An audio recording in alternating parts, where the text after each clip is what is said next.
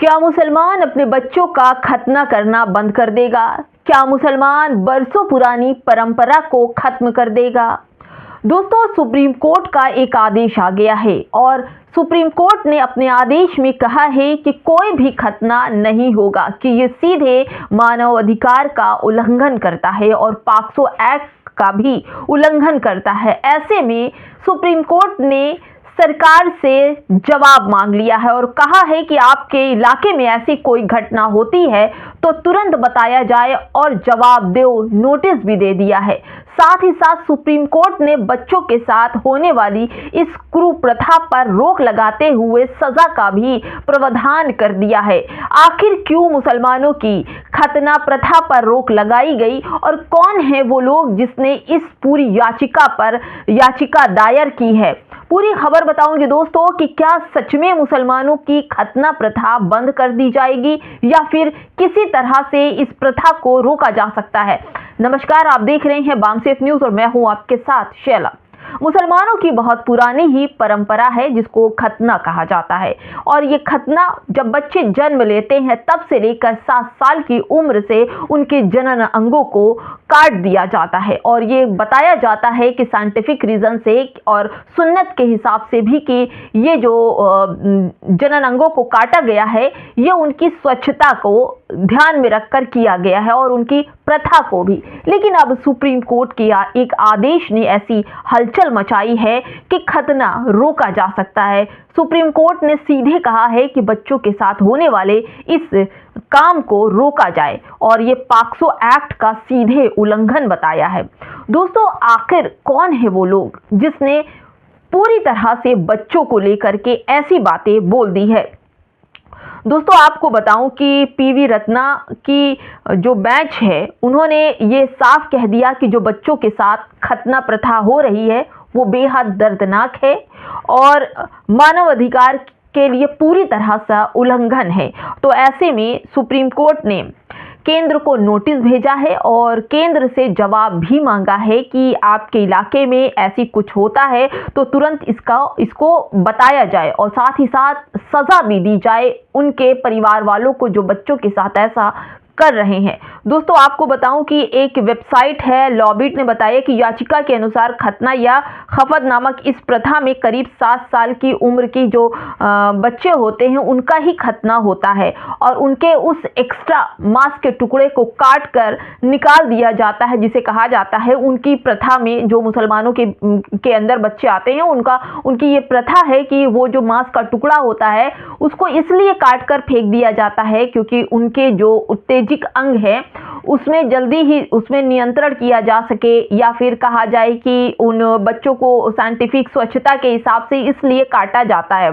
ऐसे में इसका विरोध करने के लिए कई ऐसी जो FGM एक संस्था है, NGO है, वहाँ महिला सशक्तिकरण की बात करते हैं और इन लोगों ने ही सबसे पहले पॉक्सो एक्ट के खिलाफ सुप्रीम कोर्ट में इन लोगों ने पूरी याचिका दायर की कि बच्चों के साथ होने वाले जो खतना है उसको बंद किया जाए। सुप्रीम कोर्ट का बड़ा दबाव है और सुप्रीम कोर्ट ने सरकार से नोटिस भी जारी कर दिया है।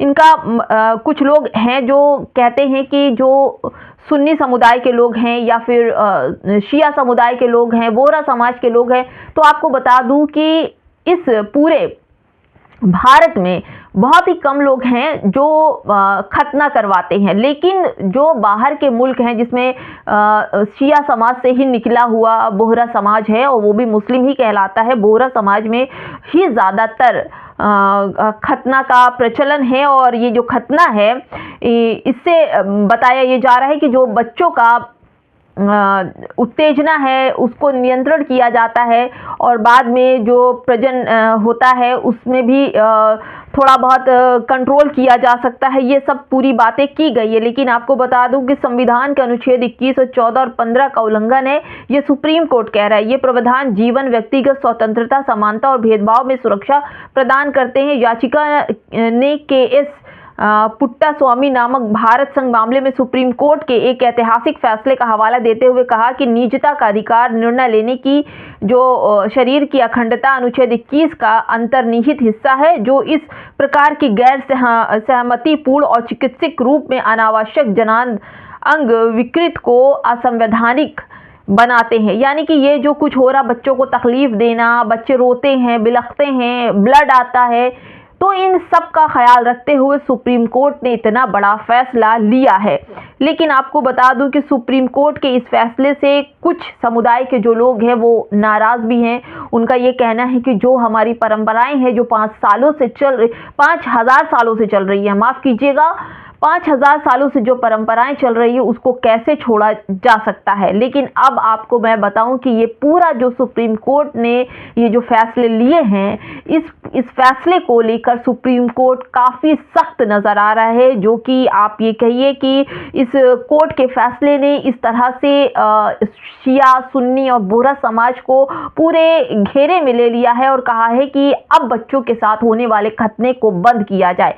लेकिन उस खतने को बंद किया जाए जो मुस्लिम बच्चों से जुड़े हुए हैं।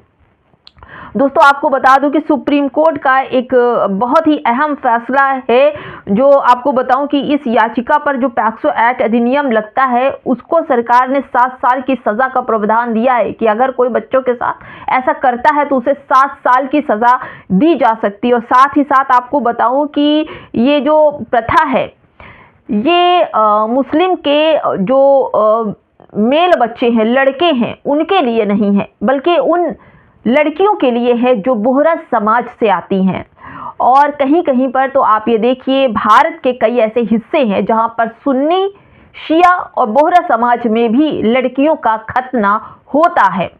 दोस्तों ऐसे में सवाल ये होता है कि लड़कियों का खतना क्यों ज़रूरी है, क्योंकि आप जानते हैं कि जो उनके जनन अंग है उनको स्वच्छता के लिए, साफ सुथरा रखने के लिए, उनको कंट्रोल में, नियंत्रण रखने के लिए ऐसा किया जाता है। लेकिन सुप्रीम कोर्ट और एफजीएम की जो संस्था है, एनजीओ है, ये बिल्कुल गलत बताती है कि ऐसे में बच्चों की तकलीफ जो है उनके चीज़ों से, मानसिकता से जुड़ी हुई है और ऐसे में उनके साथ ऐसा गंदा कृत्य नहीं होना चाहिए। जबकि आप ये देखिए कि इनकी जो परंपराएं हैं, जो कुप्रथा है, जैसे सती प्रथा वगैरह थी और बहुविवाह थी, इस तरह से जो प्रथा थी उस तरह से ही इस प्रथा को भी, खतना प्रथा को लिया गया है और ये प्रथा खत्म होनी चाहिए। इसको लेकर सुप्रीम कोर्ट लगातार सरकार से सवाल पूछ रहा है और इस सवाल के बीच आप ये देखिए कि अगर कोई ऐसा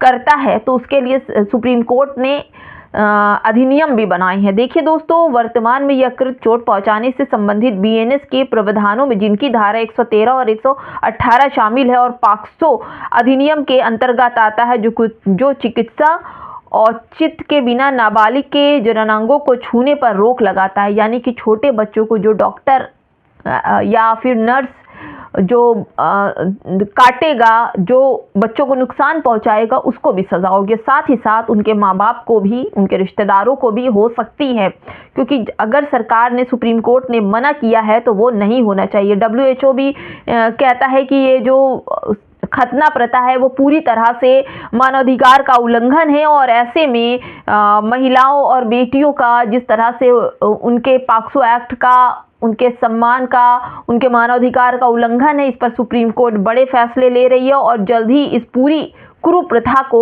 बंद किया जा सकता है। लेकिन इसके बीच ही जो सुप्रीम कोर्ट के एडवोकेट हैं अनिल कुमार, उनका भी स्टेटमेंट है। उन्होंने कुछ सवाल पूछ लिए हैं जो बेहद ज़रूरी है। उन्होंने कहा कि क्या महिला खतना की प्रथा उन लड़कियों के निजता के अधिकार का उल्लंघन करती है जिन पर यह प्रतिक्रिया उनकी सहमति के बिना की जाती है। यानी दोस्तों, जब बच्चे छोटे हैं तो उनको उनकी सहमति कहाँ से होगी, उनके माँ बाप की सहमति होगी। यह महिला की, लड़कियों के जीवन के अधिकार और शारीरिक स्वावलंबन का उल्लंघन है या संविधान के अनुच्छेद 21 का उल्लंघन है। तीसरा है, यह प्रथा महिलाओं और लड़कियों के साथ भेदभाव रखती है और यह संविधान के अनुच्छेद 14-15 का उल्लंघन करती है। यह प्रथा संविधान के अनुच्छेद 25 और 26 के तहत धार्मिक प्रथा के रूप में संरक्षित है, जिसे तमाम जगह पर, चाहे फ्रांस हो, अमेरिका हो, लंदन हो, जापान हो, इस जगह पर रोक है। और कुछ जगहों पर बोहरा समाज को लेकर यह है कि बोहरा समाज को मानने वाले, समझने वाले जो लोग हैं वो अब भी इस खतना प्रथा को चलन में लाए हुए हैं। लेकिन मुस्लिम समाज की अगर बात करें तो भारत में ऐसे कोई कानून नहीं थे, लेकिन बाहर के मुल्कों में कानून थे।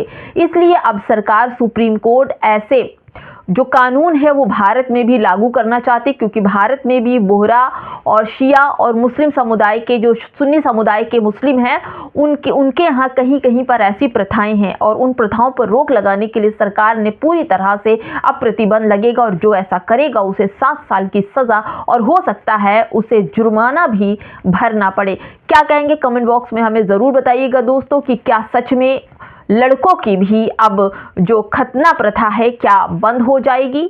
बताइएगा ज़रूर। नमस्कार।